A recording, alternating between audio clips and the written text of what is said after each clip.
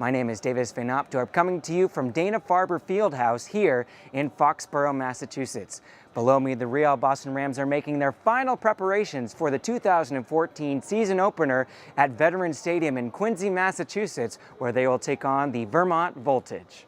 Welcome here to Veterans Memorial Stadium here in Quincy, Massachusetts, where the Real Boston Rams just beat the Montreal Impact U23 team 3-0. With the United States' victory over Ghana in group play of the 2014 World Cup in Brazil, here are some player perspectives, both from the United States side and from the Ghanaian side. The Rams are preparing for this weekend's match against the Vermont Voltage here at the Irish Cultural Center as they try to get their first 3 points of the 2013 USL PDL season. Now here's my conversation with Rams head coach Hobie Hare, who is going to be coaching from the top of the table for the first time this season. Okay, Coach, let's get right into it. Your first USL PDL match, what are your thoughts coming into the first match against the Voltage? How do you think the high school players and the Revolution Academy players assimilated with the play here today? With the Rams organization now, what are your primary goals that you're trying to get out of this year? You've been writing for many years about Barry Bonds and Roger Clemens and Sammy Sosa, what's going to happen when they finally get on the ballot. And if I may, I would like to read something that you wrote in a 2010 column, which is about those 3 players. You said, "I know how I feel about these guys now. It's no. But the thing I like about this system is that a name sits there for 15 years. That allows for lots of things to happen, including the simple expedient of changing one's minds just because." Now, that was 2 years ago. Mm-hmm. Have you changed your mind at all on any of those players? No. Let's take a quick look at the USL PDL Northeast standings. The Seacoast United Phantoms and CFC Azul are both tied on 14 points atop the Northeast after both had critical victories at the weekend. The Real Boston Rams are just 1 point behind the Western Mass Pioneers on 12 points, while the Vermont Voltage are still looking for their first victory of 2014. As you all know, Patriots Day is right around the corner, which means we will be hosting the world's most renowned race, the Boston Marathon.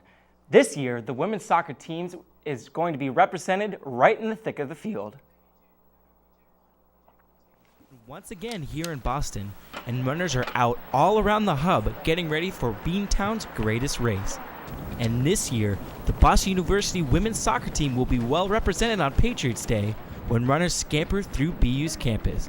Alice Binns, Taylor Nichols, and Meredith Beaton all represented the scarlet and white on the soccer pitch, but now that the cleats are in the closet, they have taken out their running shoes to prepare for the marathon. I just had been here for 4 years. I watched the marathon every single year, and I just wasn't okay just like sitting on the sideline. Like, I really wanted to jump in every time, and it was like a really inspiring thing. And these former soccer stars are no slouches either. Meredith Beaton's time last year qualified her for Boston this year, and Alice Binns is close to qualifying herself. Binns admits that there's nothing like running the 26.2-mile race. Once you do finish, it's just like you feel so accomplished. And I can't explain it. Nichols is excited to run her first marathon, living up to a promise she made her uncle her senior year of high school. But Taylor will have an extra incentive as well. Her father has had cancer for 9 years, and she plans on running with his face proudly on her back. He hasn't really been able to do like the normal day-to-day activities, so I'm gonna like have his little face on my back so he's running with me. All 3 soccer stars told me that they are excited to run through BU's campus and hear all the screaming students as they push towards the finish.